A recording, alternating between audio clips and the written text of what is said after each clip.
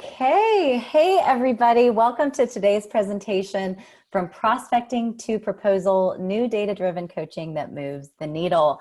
We're going to let some people join here.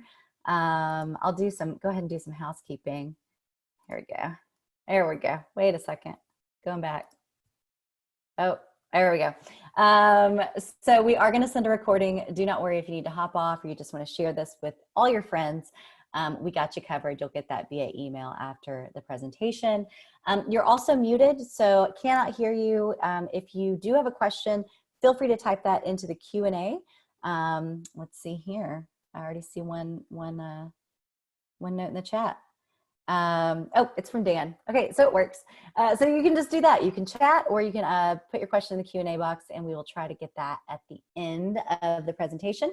And you can move your displays around. So if you don't want to see my face or their faces, don't worry. So who am I? I'm Jamie. I work at Ambition, and I am really lucky to have met the people from Proposify last year. They are changing the game. So Proposify is online personal software that helps modern sales teams streamline their proposal process and create, send, track, and close proposals, contracts, and agreements faster, something we all want to do. And I am joined specifically with their Director of Sales, Dan Aver. Hey, Dan. Hey, everyone. And they're also from Canada, so they're just really nice.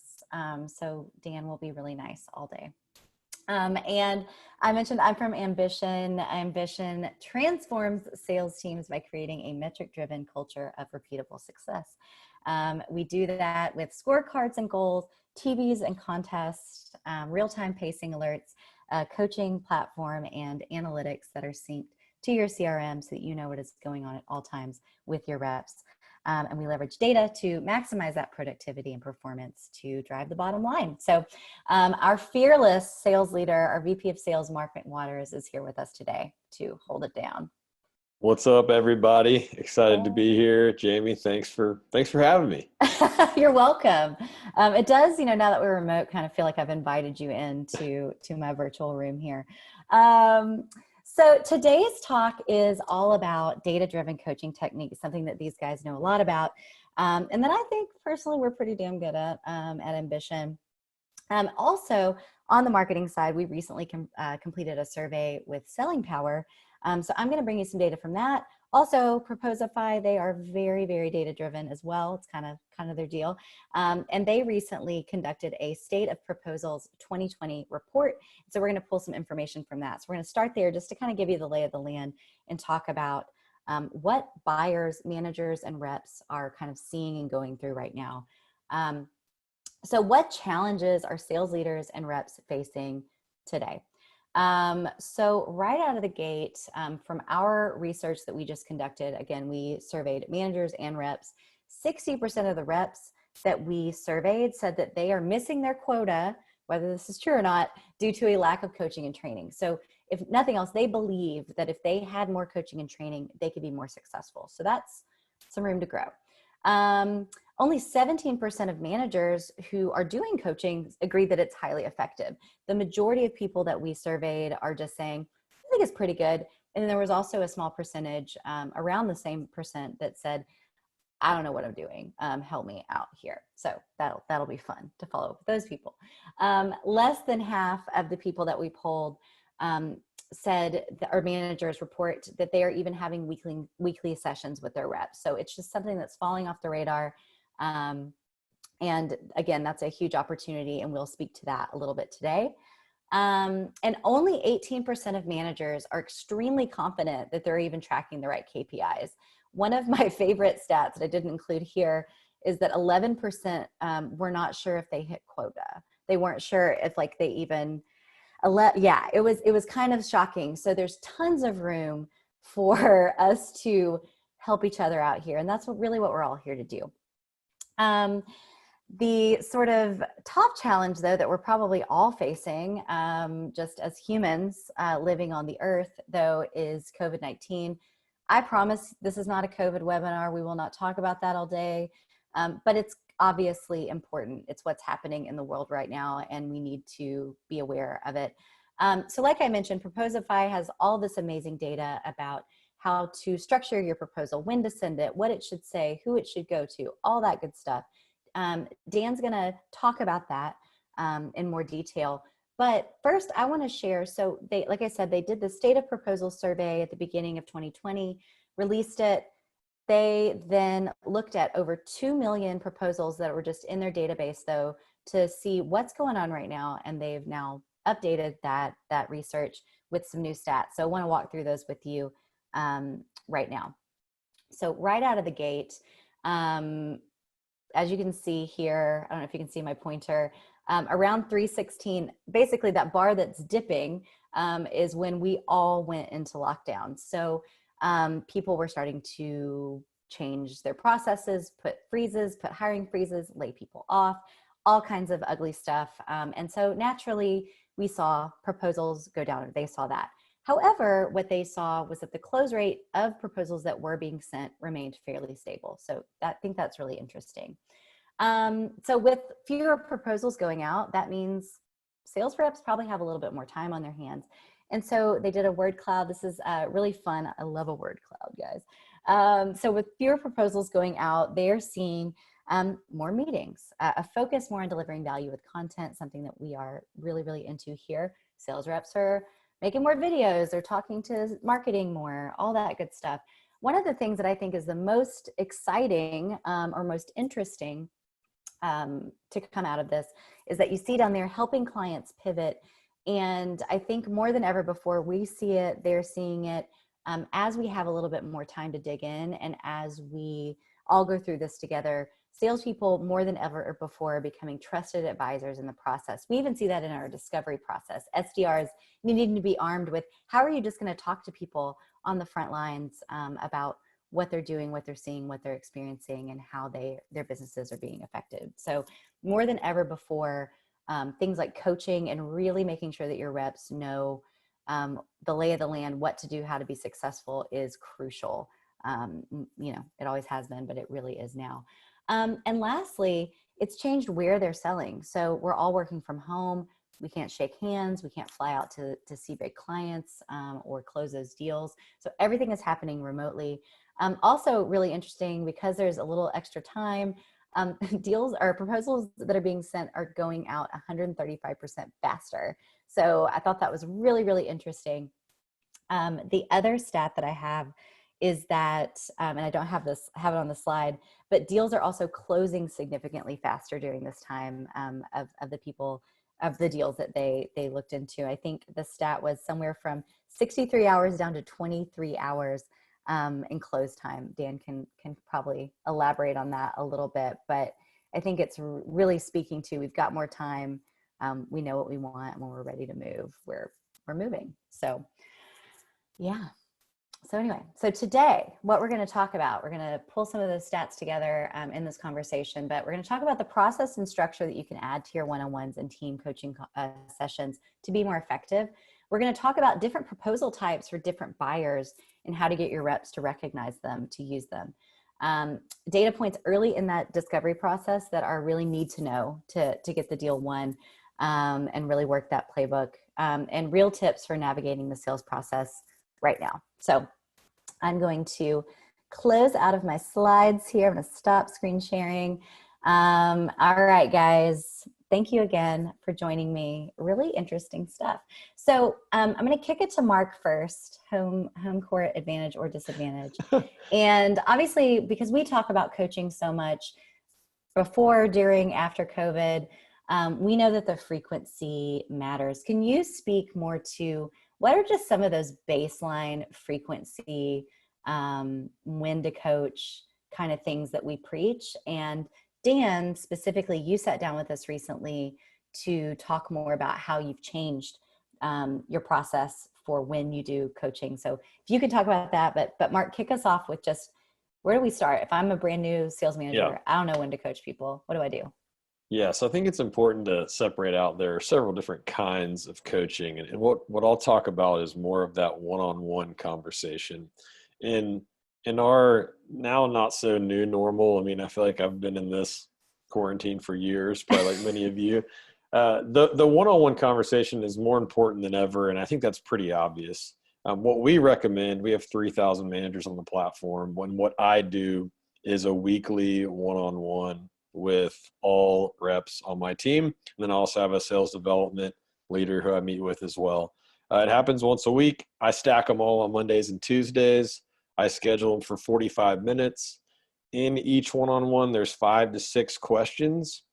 I'd say 4 of those are the same every week, and then we change them in and out depending on new initiatives that are happening. In this remote environment where, if you're like me, you're literally next to your bed in the corner of your bedroom, the communication with the team is more critical than ever. And I think about the one-on-one conversation as a pillar to how you communicate with your sales rep. And the way I break that out with our team is we have a team meeting on Monday morning. I have a one-on-one with them Monday or Tuesday. We have a Friday recap call as well. So there's 3 scheduled points where a new initiative, what's important, the communication is happening, and that person sitting in the corner of their bedroom isn't lost. But to recap, it's weekly, schedule 45 minutes to an hour, keep it simple, 5 or 6 questions, and we can get into some of that too. But when you have that scheduled time, a sales leader, that should be the most important hour they have with that employee. And if it's not, it's because you're doing it wrong. So that time is absolutely critical to staying connected to your team, and really an easy way to make sure you're moving the ball forward. I think something too, I think you've told me, and correct me if I'm wrong, is that you really try hard not to have those meetings back to back to back, because you want to make sure you've cushioned in time to like process what they said. Yep. Yeah. Yeah, and follow up. Yeah, Yeah. and I'm not perfect on this, but I try to schedule it 45 minutes, so the 15 minutes afterwards, the commitments that I've made to them, I can act on quickly. Mm-hmm. I'll admit I live and die by my calendar, to the point where sometimes if a rep needs something, I'll just say, hey, will you put 10 minutes on my calendar with this specific ask to make sure it gets done? Mm-hmm. And that 15 minutes allows me to do that.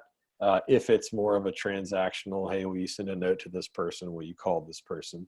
But that's key to the action item getting done. Yeah. And so then Dan, yeah, how can you speak to just sort of what you were doing before briefly, but like what have you had to change, and how has the frequency changed or ratcheted up or down? Yeah, so the stuff we were doing before, very similar to what Mark said. Like, we have our Monday morning meeting. That's when we all get together, put the goals, set the goals, and go over the plan for the week. We had our Tuesday to Friday morning stand up at 8:50 every morning. We set goals for the day. We address any roadblocks that are happening with the team. It's very quick agenda. Everybody knows what they're saying before they get into it.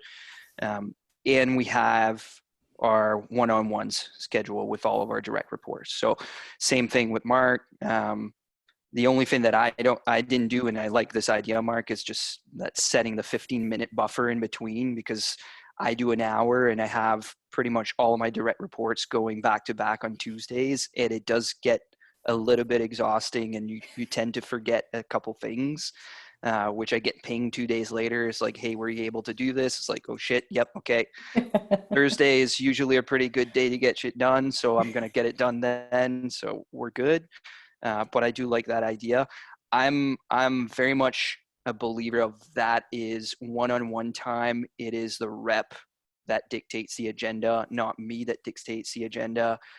We have a very structured format for our coaching sessions and our one-on-ones. Before the coaching session, they send me their plan. Basically, here was the action plan that we had decided on for the last week. I completed the stuff on it, or I did not complete it. Here are my current challenges that I would like to discuss. And here are some coaching areas that I would like to explore. And so we go into those sessions, like understanding exactly how the conversation is going to go. I found that was very, very helpful. And it's something that we were doing in the past that made the conversations continue to be productive, even though we were remote. The stuff that we added were things that we were trying to replicate the tribal knowledge share of the office. That's been the most difficult piece to figure out. Slack does not do it justice. It's actually quite interruptive when you have a ton of notifications pinging through throughout the day, that, you know, something that you would have had a 2-minute conversation in the office suddenly all becomes a 15-minute Slack exchange or a 30-minute Zoom call. It's really, really, really hard for us managers to be able to handle that increased load. So what I did with at least the account executives is that we started setting up team time. So on Wednesdays, we have an hour that we go over specific parts of the sales process or the sales methodology. We brush it up as a team. We go deep into techniques. We role play as a team on the spot. That gives more time to all the account executives, but also allows them to do some tribal knowledge share. Mm-hmm. We do the same thing with film reviews on Thursdays. And then we used to do pipeline reviews for half an hour once every other week as individual reps. Now we're doing those every week because the pipeline changes so fast, and we do it as a team so that everybody can hear about all the deals and they can learn from all the deals. So those were the changes that we made, which I think we are going to continue going down that road because they've been good changes. That's awesome. And you mentioned film reviews. I'm gonna skip ahead because I can, because I put this at the end to talk about, but I do think it will flow nicely. So when we talk about film reviews, I'm not sure how many people out there are using this technique or calling it that, but that is something that I know that we do as well. And so really wanted Mark to speak to, you know, what were we doing before with those? And also, what did you learn, COVID or no COVID, like about how to refine that process so that it's valuable? So like define it, and then how did it change? And then too, Dan, I'd love any thoughts on just how do you guys do them so we can learn from each other. Yeah, our current state, well, our past state was that it was very one-on-one. It was, you know, Dan's on my team, we're sitting down, we're doing this together. The missed opportunity there is that I don't have all the answers. I have reps on my team that have better ideas than I do. Why am I not bringing everyone together to share the best practice or tell them what they could have done better? The other big piece there that I don't want to run past is, let's be real. The reps would rather hear what the other rep suggests that works because they're in the trenches, Yeah. than what their VP of sales, who has every answer, right? I like this. So yeah. I'm dancing on webinars, really losing it. No, But our game film is 1 hour. I'll tell you what I screwed up and what we're doing better with now. Originally, we tried to fit in 7 5-minute clips. So 35 total minutes. We would have essentially a 5-minute debrief on each one.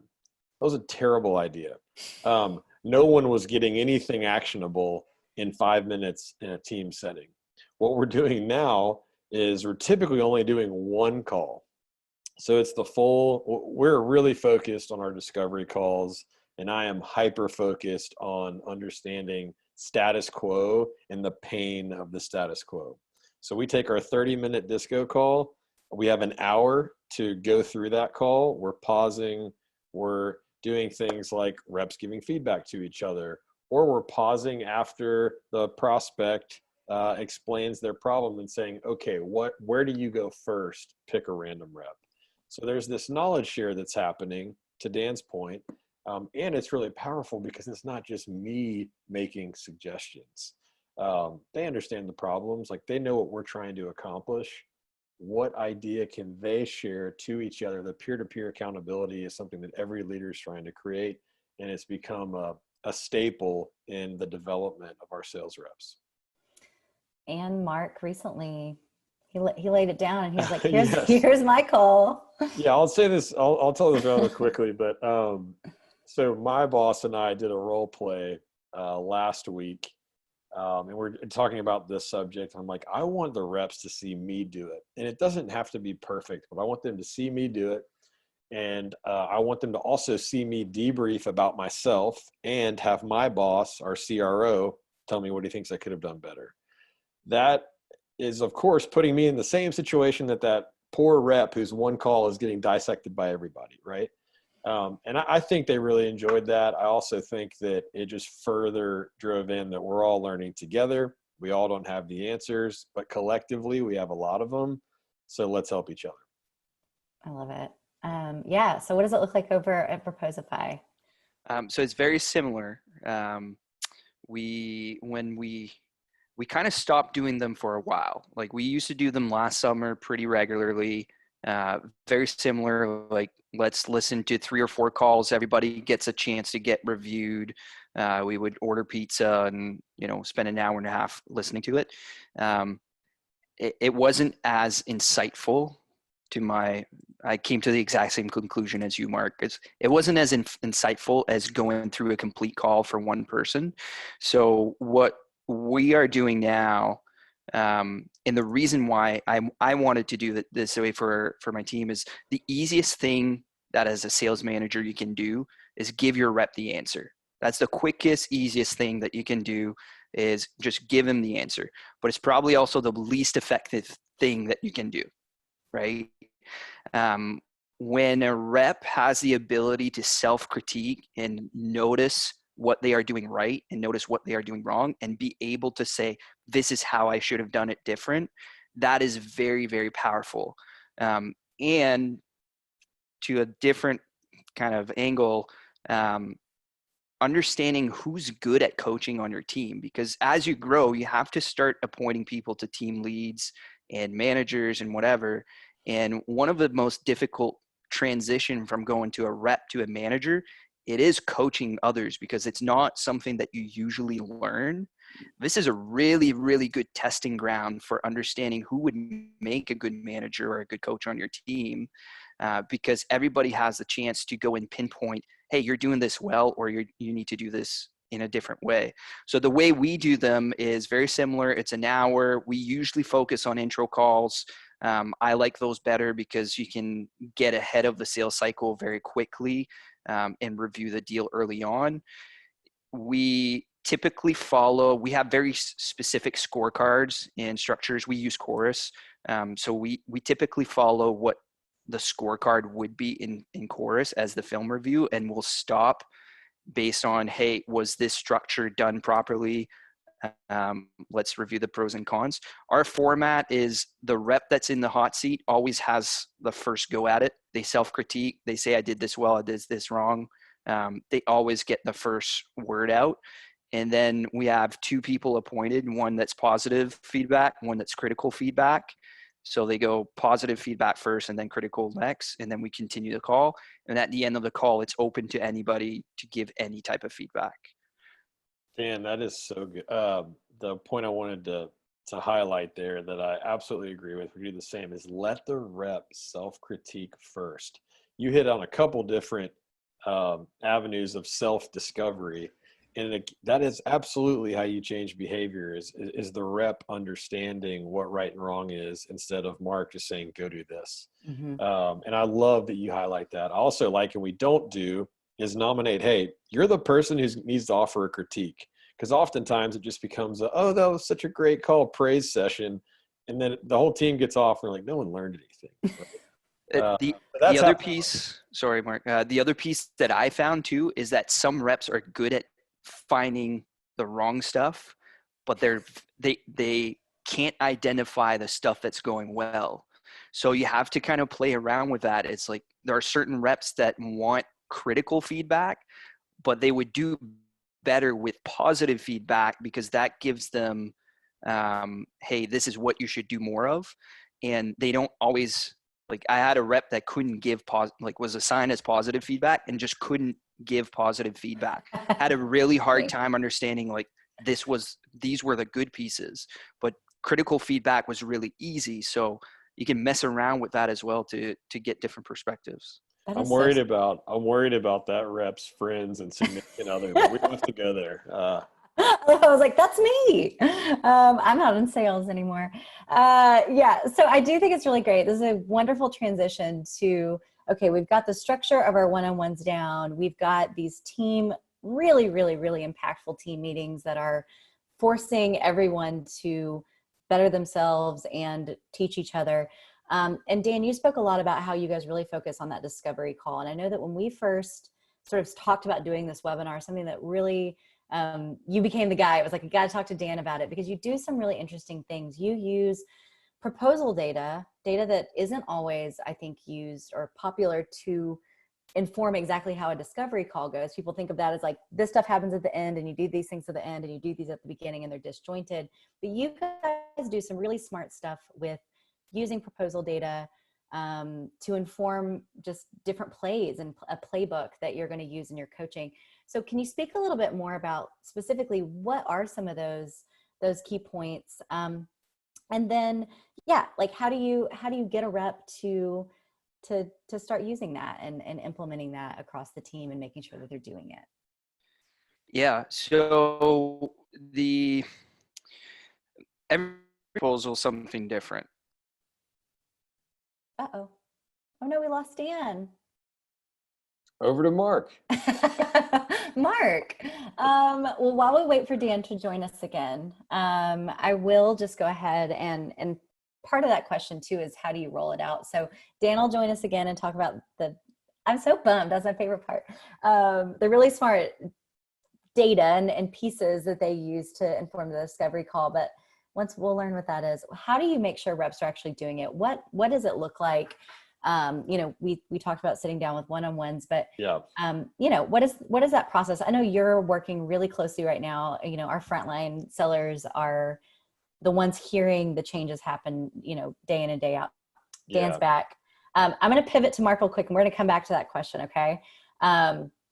So our frontline, sort of sellers they're the ones on the ground right now hearing those rapid changes. As Dan mentioned, you're having to, the pipeline is literally like changing at rapid pace. So how do, once we know what to do, and we're going to learn from Dan in a second what it is, how do you track what KPIs matter in that scenario? And how do you create those feedback loops so that you're giving them the right information?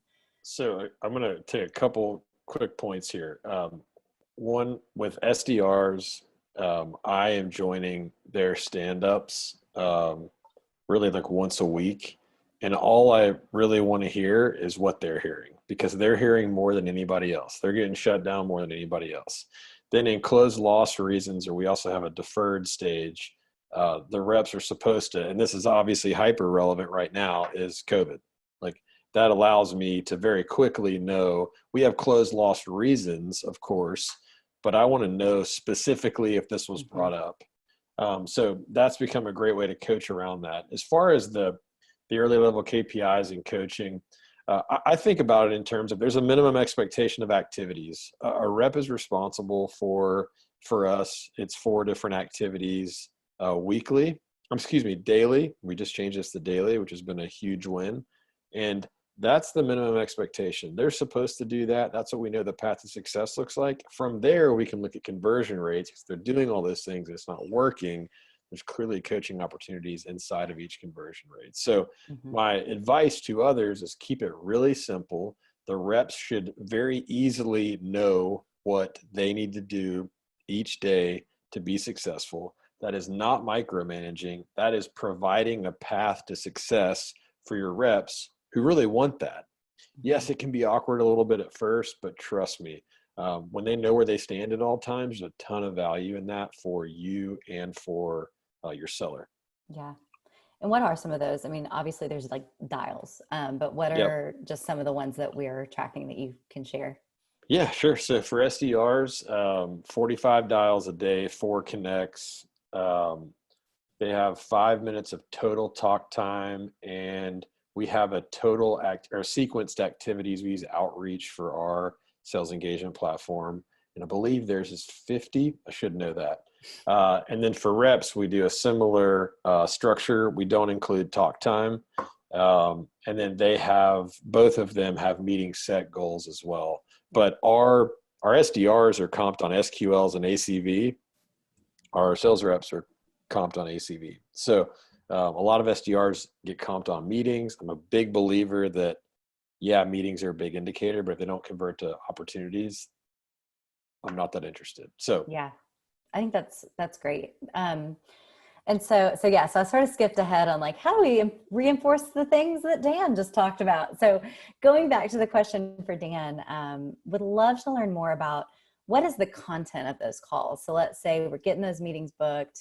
What does the content look like? And specifically, what are some of the really smart, fun things that you guys are doing with data points that you need to close the deal? Like, how are you pulling those into the very first conversations? So one of the things that we established for a while now is so we use a combination of Sandler and Winning by Design as a kind of a joint sales methodology. So one thing that we did very early on last year is actually build out all of the key components of Sandler and Winning by Design as fields in Salesforce. Right on the opportunity. So all the stuff from like technical pain, business pain, personal pain, decision criteria, decision process, timelines, all of that stuff is put inside of, we call it the Sandler scorecard. And that's right on the opportunity. And as we go through the opportunity path and we go through the different calls, you're supposed to collect certain information as the cycle goes through. Now, the earlier you can bring it on, the better it will be. But what we found is, for us, proposals are fairly elaborate. They're usually around 10 pages. It's not just a quote, pricing, here you go, because we often have to sell in different ways to different people and different functions. So we sell both in marketing and sales, for example. So in order to do that really well, your proposal is really your story at the end that summarizes all of your discovery that you've done into a document that either your champion or the committee that you're selling to can use to go and get their project funded or go and get approval for that project. So in order to really complete that story, there are critical things that you need to know. So if you don't know the decision process, you don't know who needs to be on the signature, you don't know who needs to be involved in different pieces. If you haven't done a proper pain discovery, then you can't really put in the right solution or the right implementation package in place. So what we're doing is we're looking at the proposal as kind of the summary of your entire discovery, meshing all that Sandler stuff and all that Winning by Design stuff together. Of if you don't have this information, you can't actually send a good proposal out anyways. So that's kind of how we look at it. Yeah. Do we do something similar, Mark? So we use on the spot. We use MedPick inside of our opportunities. So we're talking about mapping all that back to the Salesforce opportunity. We just redid all of that in January of this year. And it's, again, back to the idea that you're giving the rep the path. Here are the things that are going to make you successful. And hey, inside of the Salesforce opportunity, which everyone in the company is hyper focused on, we're going to only put the most important things, but we expect all of those things. And I love that you're harping on pain. This is something that admittedly I have in the last couple of years really come around to. If you don't have pain, you don't have a sale, even if there are great gains.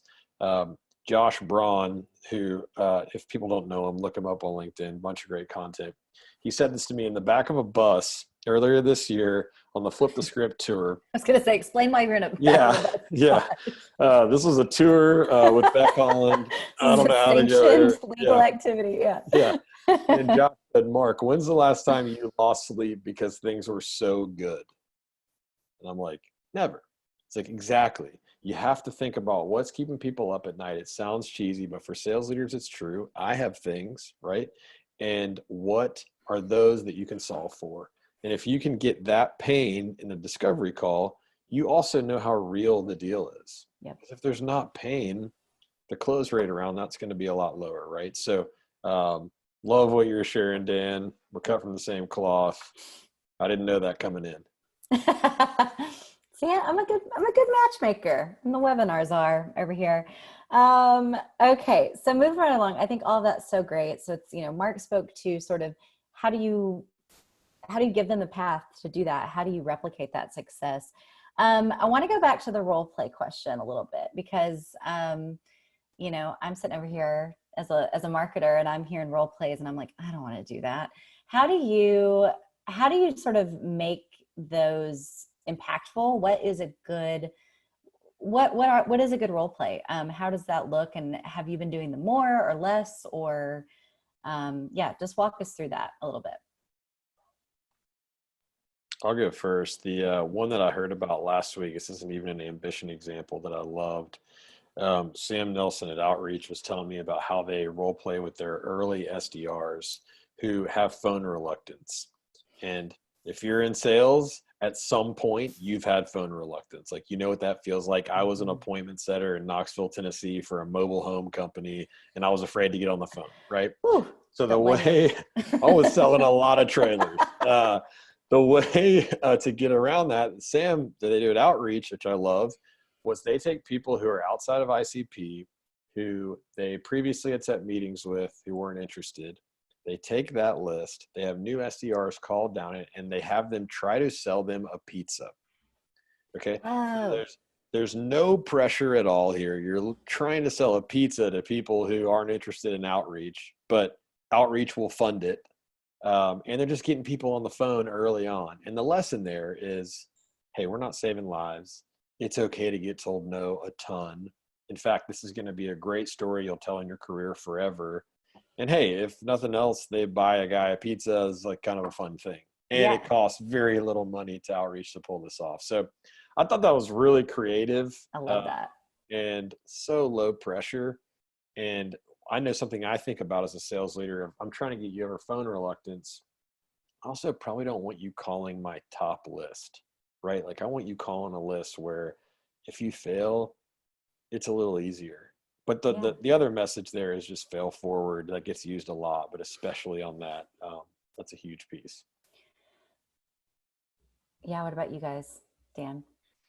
So Mark mentioned a really good point there, which I was going to mention, is remove all of the pressure, right? So find a way to remove all the pressure. So one of the things that I've seen other sales managers do is role play existing deals in your pipeline. I wouldn't do that at all, because the point of a role play is to put the rep in a learning state of mind, not in a performance state of mind. When you remove the pressure, learning actually happens. You can correct behavior, you can instill new behavior. But as soon as you add the pressure, there's a different type of behavior that comes in. So if you use real deals to do your role plays, then you're adding the pressure of, oh shit, should I do this? Like, what if I do this wrong with my actual deal? Like, you're adding a ton of pressure. So it's important to use fictional scenarios. They can be related to your business. I like the idea of just selling pizza because you're practicing a skill that is not tied to any product knowledge or company knowledge or whatever. So that's the other piece. But one thing that I really like to focus on in role plays is making sure they are very, very specific, and you're not role playing something for more than maybe 3 to 5 minutes at a time. So another common mistake that I see with managers doing role plays is, let's say you want to practice the intro call, and your typical intro call is 30 minutes. They set a 45 to 60 minute role play, and they run through the entire call. And the reason not to do that is, like, think about any athlete, let's say I'm Canadian, so let's use hockey. You might be playing like 2 to 3 hours of hockey a week, like in terms of like actual games, right? But you're practicing at least 3 to 5 times more. And when you're in practice, the coach doesn't say like, okay, let's form lines and let's just see whatever goes, right?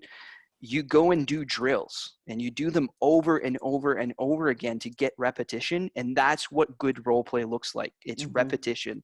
And then not always practicing the same thing over again, and not necessarily practicing it in sequential order. So I'm going to give you an example.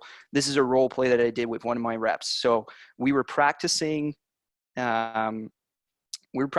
different parts of the sales cycle, but we were doing it in sequential order. So let's practice this part of the intro call, then the next part, then the next part, and then go to the demo. And we went through the entire sales cycle, but what happened with the rep is that all of that knowledge actually got encoded in their retrieval memory, which is just purely knowledge. It's not skill, it's not behavior. So when he was quizzed around certain parts of the sales process, he could actually recall it. But when it came time to actually doing the calls live with customers, if something didn't happen in the order that we practice, he didn't know how to handle it because it wasn't a skill, it wasn't a behavior. So what we did is that we completely changed it up, and we actually used the proposal to do this. So to come back to my previous example, your proposal has pretty much every piece of your discovery throughout your entire sales cycle that you need to cover.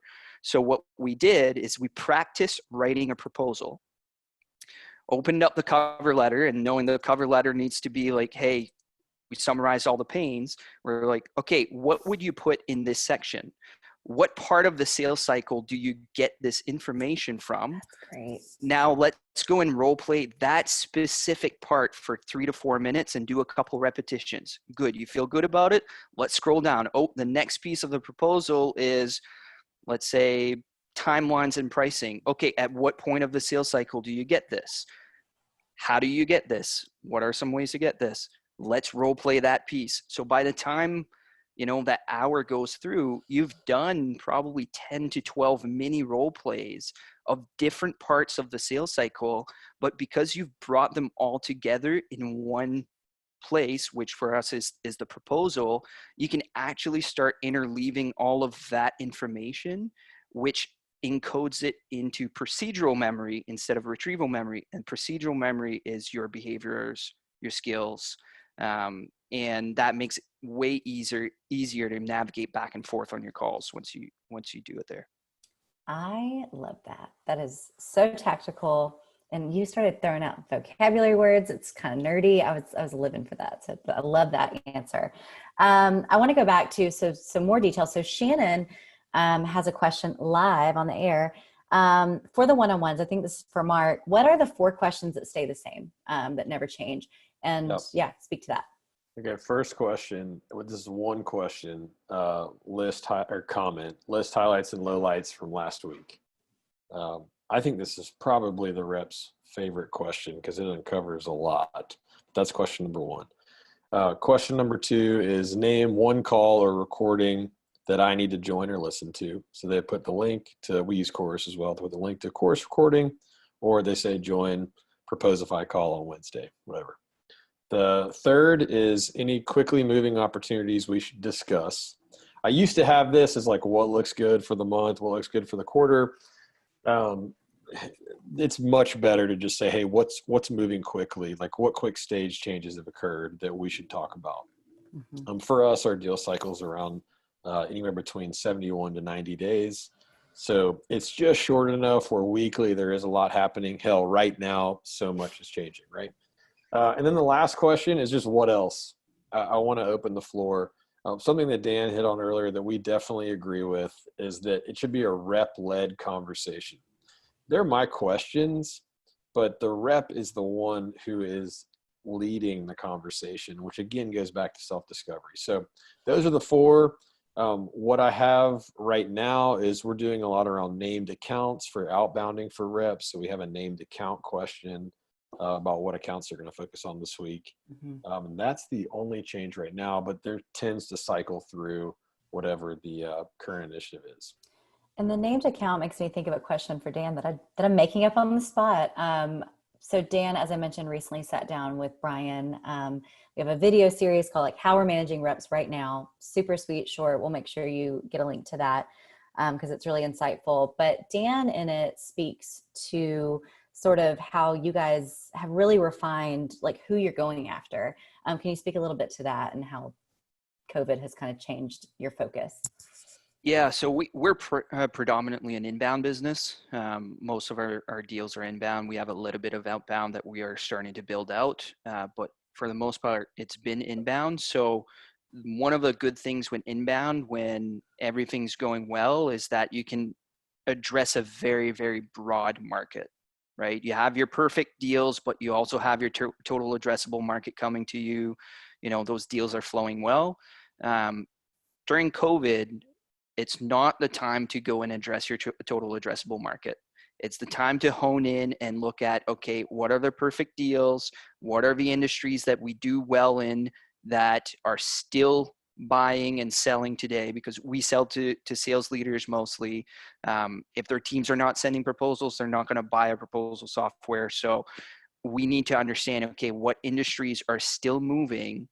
And then what we did with jointly with marketing is really identify no more than a couple thousand accounts that marketing should be advertising to. And then we use the same accounts, and we have like clear bid X notifications and, you know, a bunch of stuff on our website and in our CRM, and assigned leads and assigned accounts to all of our reps. Those are the accounts that we are working on. And if something comes in and it's not like it's in our total addressable market, what we've noticed is they're exploring now for when things are better. Those deals are not going to close. So you have to really hone in and understand what's going to close now. And realistically, we were able to flip our pipeline around in 6 weeks. Like, it dipped like everybody else. You know, mid-March, everything that we had piped for end of March all went away. April was the rebuild time, but now we are booking meetings. Even though we are reaching out to a lot less leads, like less than half of what we used to, we are booking just as many meetings now as we were in February when things were really, really good. Our pipeline is just as full. It's moving just as fast. And we are starting to close deals at the regular pace again as we were in January and February. So it doesn't take a lot to really hone in your pipeline and get it going again.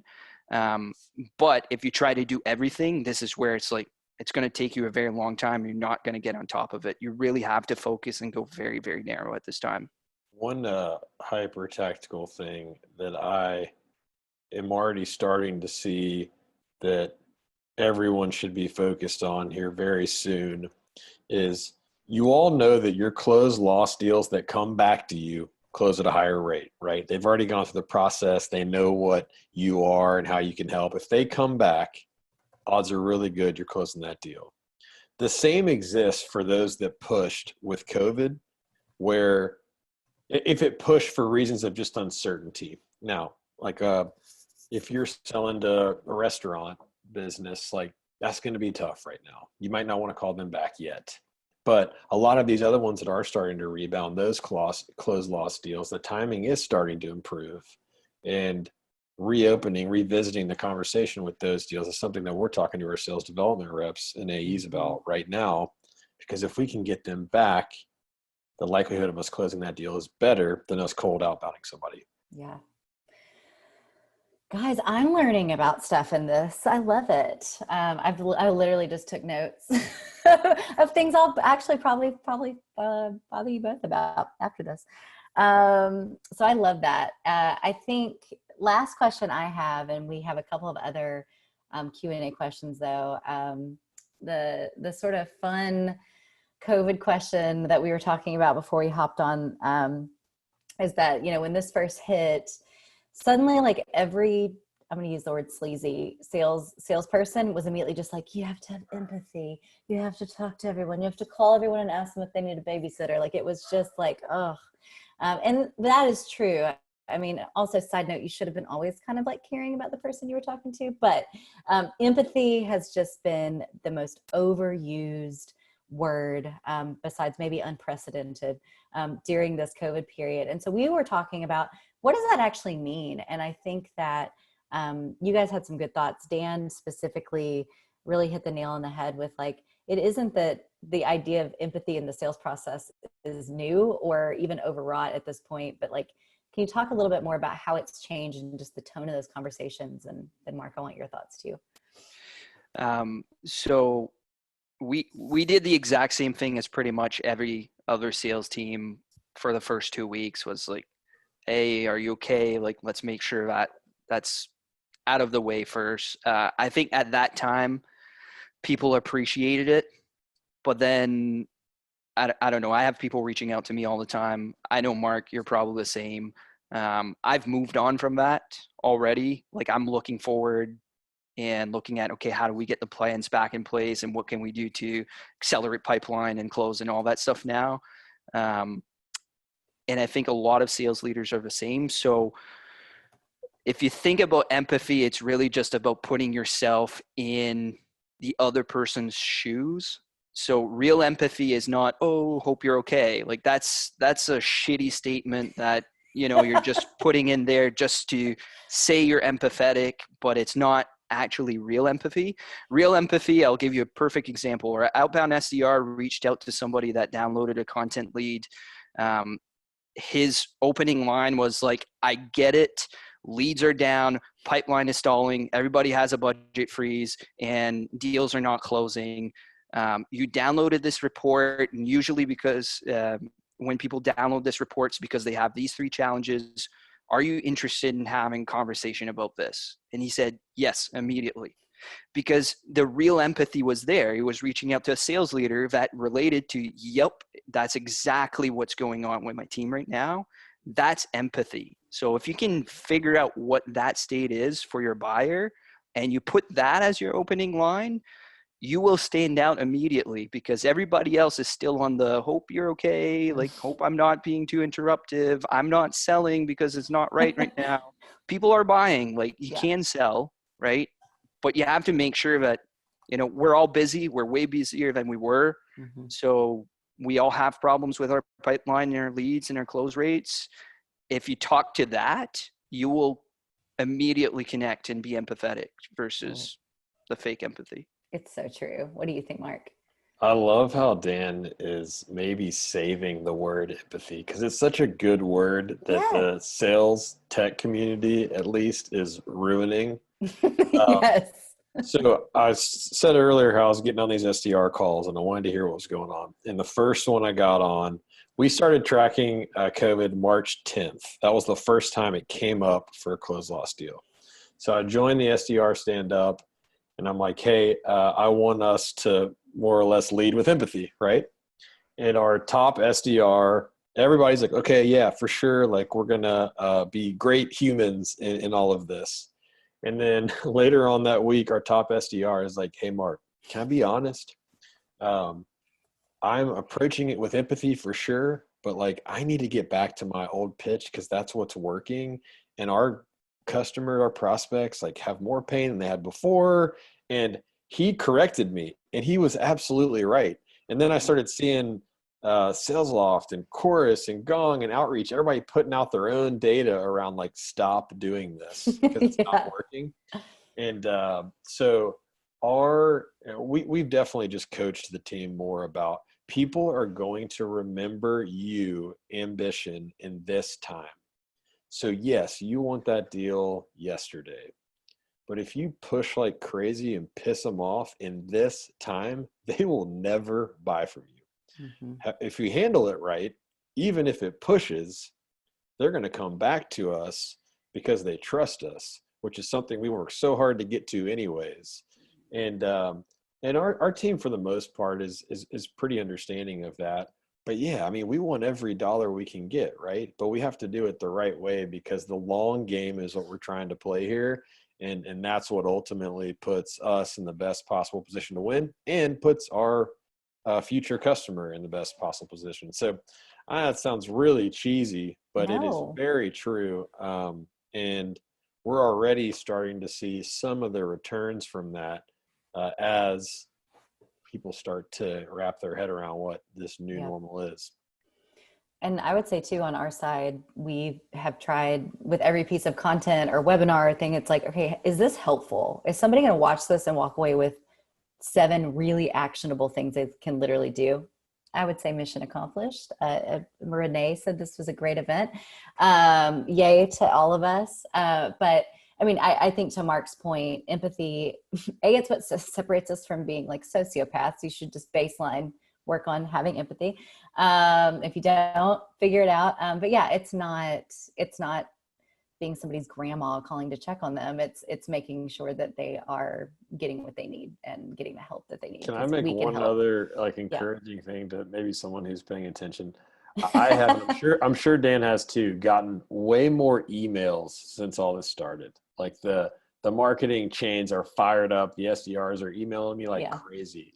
I actually don't get more calls. And I've never had like an office phone that someone has, that's what they were calling. It's always been my cell phone. So I may be putting myself at risk here of getting blown up by 1,000 people. But get on the phone. Like it doesn't – actually, our connect rates are going up because most people are sitting at home and candidly have a little less to do. So get on the phone. Stop hiding behind email. Don't spend 45 minutes crafting the perfect email that I'm not going to read. So anyways, dials.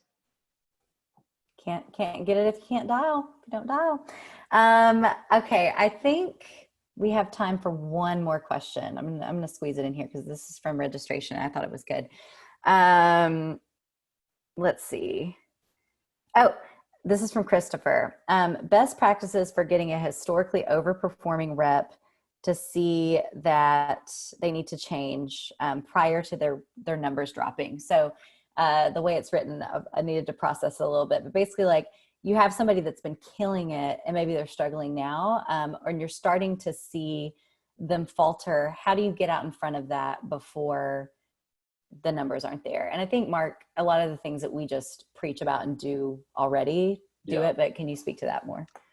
Yeah, I'm blanking on. Kevin Dorsey has this great tagline around pipeline that I'm forgetting what it is, but that's it. It's pipeline, right? When you notice the pipeline is starting to drop for that individual rep, and I would back in further and their activities that lead to the pipeline, like that's the indicator that something's going to be off down the road. Q2 pipeline always like is king in Q2 because you're trying to set up Q3, Q4. People should be paying attention to that right now. That's great. Any final thoughts on that, Dan? The piece that I've noticed, and like I think that this actually comes back to something deeper than just looking at metrics and stuff. When you have a culture of always improving and learning, I think this is where your top performers will never settle for what they're doing. Sometimes top performers, like they're hard on themselves naturally and they will do this, but you can build that culture within your team. And if you notice that your top performers are dipping, I would get into the habit now of implementing things within like your sales meetings of like, hey, what are you doing differently this week? And just get everybody to say that stuff out loud so that they are immediately thinking about, oh shit, I do need to do something differently, right? I'm expected to say something. You will be surprised at how even your top performers, like I had someone that was on a hot streak for 4 months in a row and still was trying to get better and booking more role plays on my calendar to try to even get better because they were in a position to make a lot of money with accelerators and they just wanted to do more. And so your top performers will often naturally do that. But a good way to get them to think about it is just start building that culture of always learning. And then it's ingrained in your sales culture. And regardless of whether they're a top performer or not, they want to do it. That's awesome.